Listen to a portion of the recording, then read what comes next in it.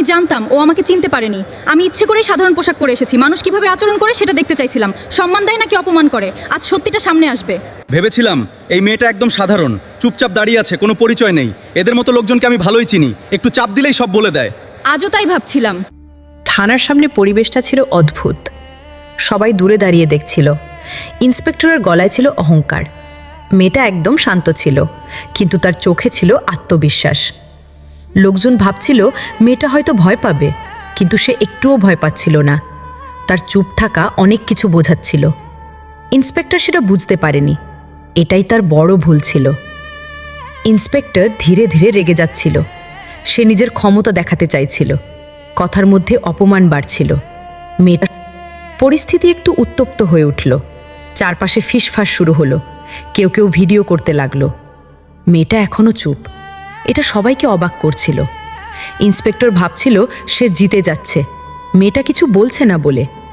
কিন্তু আসলে সে হারছিল, কারণ সে সীমা ছাড়াচ্ছিল, আর সেটার ফল খারাপ হবে। মেয়েটার চোখে দৃঢ়তা ছিল। সে ঠিক সময়ের অপেক্ষা করছিল, কারণ সত্য প্রকাশ পেতে দেরি লাগে না। সবাই ধীরে ধীরে বুঝতে পারছিল। ইন্সপেক্টরের কণ্ঠ আরও কঠোর হলো। সে অপমানজনক কথা বলল। মেয়েটা মাথা নিচু করল না। সে দাঁড়িয়ে রইল সোজা হয়ে। এটাই তার শক্তি ছিল। একটা নীরব উত্তেজনা তৈরি হলো। সবাই অপেক্ষা করছিল পরের মুহূর্তের। কিছু একটা বড় ঘটতে চলেছে। মেয়েটা এখনো শান্ত। এটাই ঝড়ের আগের নীরবতা। ঠিক তখনই গল্প মোড় নিতে শুরু করলো। মেয়েটা একটু নড়ল। তার চোখে অন্যরকম দৃঢ়তা। ইন্সপেক্টর সেটা খেয়াল করল না, কিন্তু সময় বদলাতে চলেছে। এই মেয়ে, এত চুপ কেন?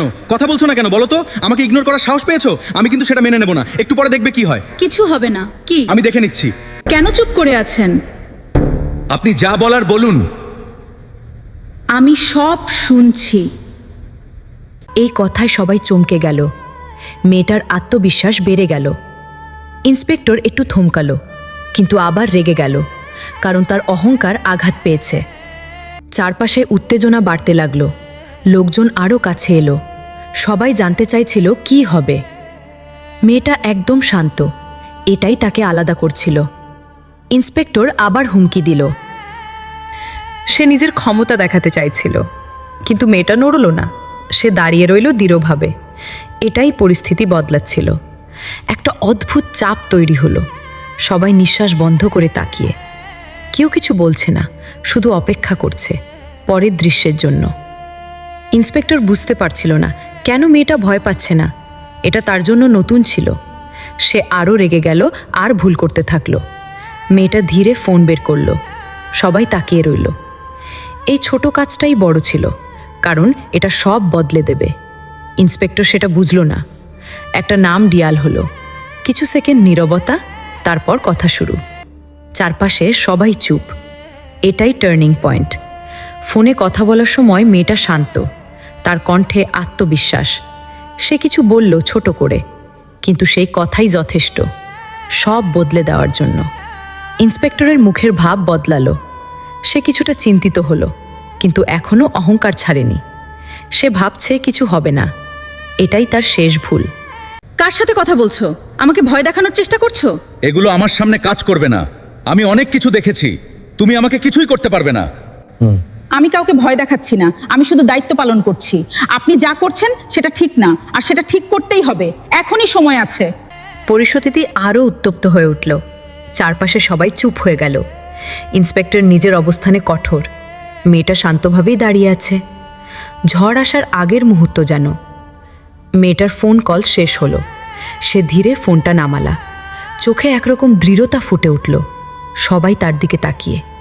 এখন কি? একটু অস্থির হয়ে পড়ল। তার আচরণে দ্বিধা দেখা গেল, কিন্তু সে সেটা লুকাতে চাইল, কারণ সে নিজের ইগো ছাড়তে পারছে না। এটাই তাকে আরও বিপদে ফেলছে। লোকজন ফিসফাস করতে শুরু করলো। মেয়েটার আচরণ তাদের অবাক করছে। কেউ ভাবছে সে হয়তো বড় কেউ, কেউ আবার সন্দেহ করছে। পরিস্থিতি রহস্যময় হয়ে উঠছে। একটা গাড়ির শব্দ দূরে শোনা গেল। সবাই সেই দিকে তাকালো। পরিস্থিতি আরও টানটান হয়ে উঠল। ইন্সপেক্টর একটু নার্ভাস, কিন্তু এখনও নিজেকে সামলাচ্ছে। গাড়িটা থানার সামনে এসে থামল। কয়েকজন অফিসার নামলো দ্রুত। সবাই স্যালুট দিতে শুরু করলো। ইন্সপেক্টর অবাক হয়ে তাকালো। সে কিছু বুঝতে পারছে না।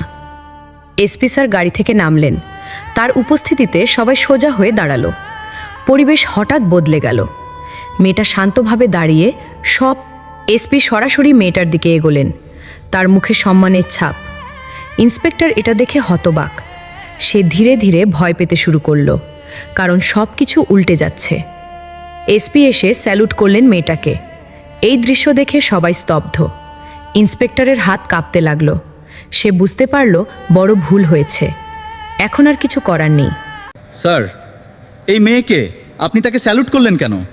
আমি কিছু বুঝতে পারছি না, এখানে কি হচ্ছে বলুন তো? আমি কি কিছু ভুল করেছি? আপনি এখন জানতে চাইছেন আমি কে? একটু আগেও তো জানার দরকার ছিল না। তখন শুধু অপমানই করছিলেন। এখন সত্য জানার সময় এসেছে। এই কথায় সবাই স্তব্ধ হয়ে গেল। ইন্সপেক্টরের মুখ শুকিয়ে গেল। সে বিশ্বাস করতে পারছিল না। তার মাথা নিচু হয়ে গেল।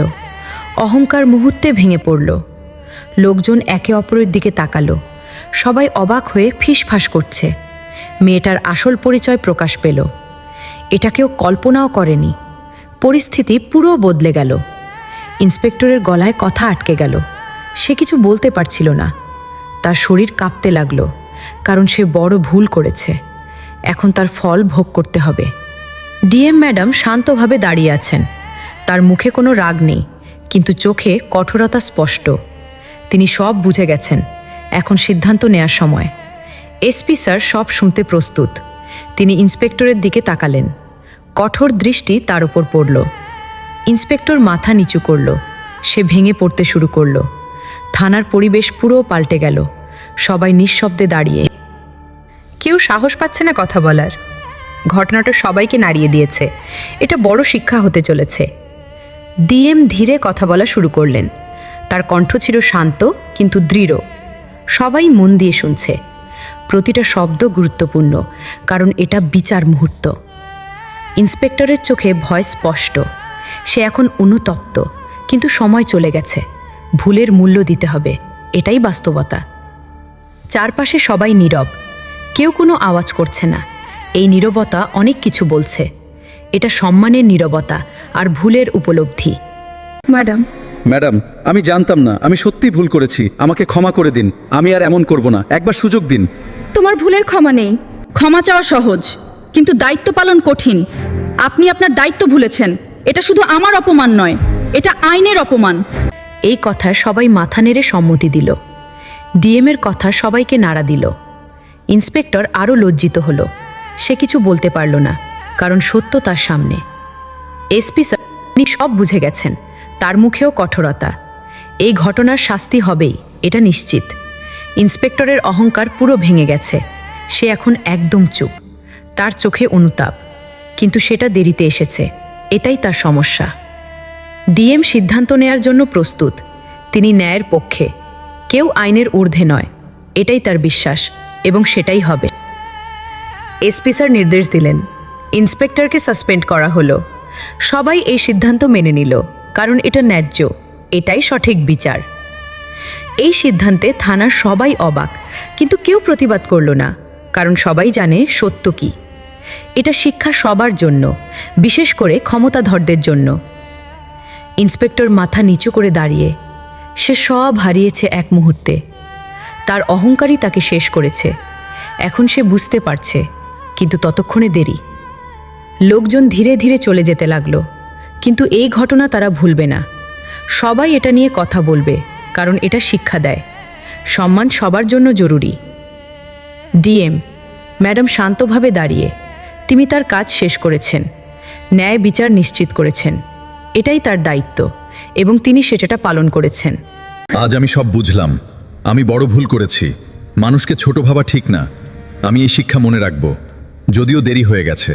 শিক্ষা সবসময় গুরুত্বপূর্ণ, কিন্তু সময় মতো শিখতে হয়।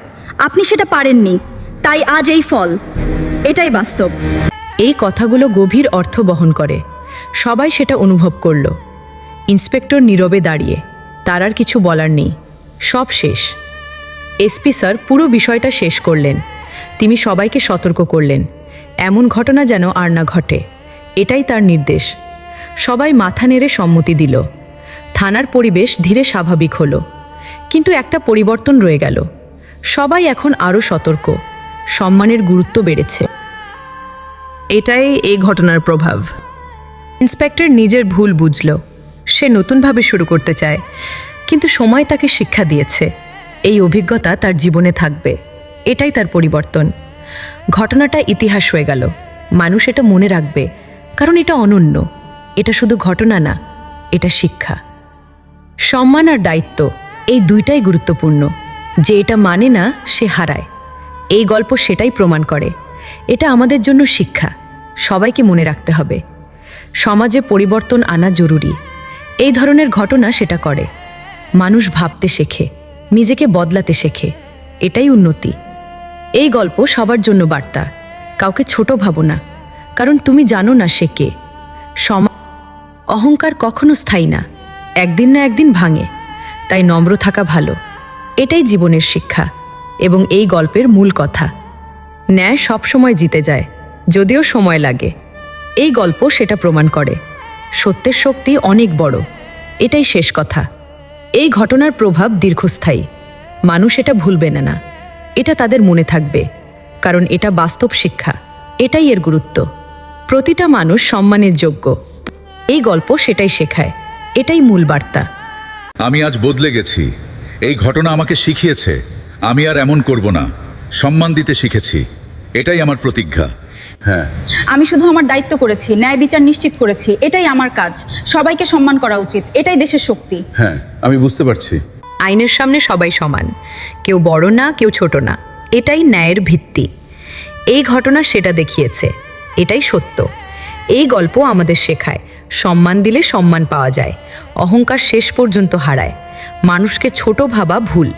এটাই আসল শিক্ষা। ভিডিওটা ভালো লাগলে এখনই লাইক করে দাও। তোমার একটা লাইকই আমাদের পরের গল্প বানাতে অনুপ্রেরণা দেয়। গল্পটা যদি একটু হলেও ভালো লেগে থাকে, এখনই লাইক দিয়ে সাপোর্ট দেখাও। তোমার একটাই ক্লিক আমাদের জন্য অনেক বড়। তুমি কি আগে বুঝতে পেরেছিলে মেয়েটা ডিএম? নিচে কমেন্ট করে জানাও। ইন্টারেস্টিং রিপ্লাইগুলো নেক্সট ভিডিওতে ফিচার করা হবে। এমন টুইস্ট স্টোরি বন্ধুদের না দেখালে মিস করবে। এখনই শেয়ার করো আর সবাইকে চমকে দাও। প্রতিদিন নতুন ভাইরাল স্টোরি পেতে সাবস্ক্রাইব করে রাখো। পরের গল্পটা আরও শকিং। যারা শেষ পর্যন্ত দেখেছো, তোমরা আসল সাপোর্টার।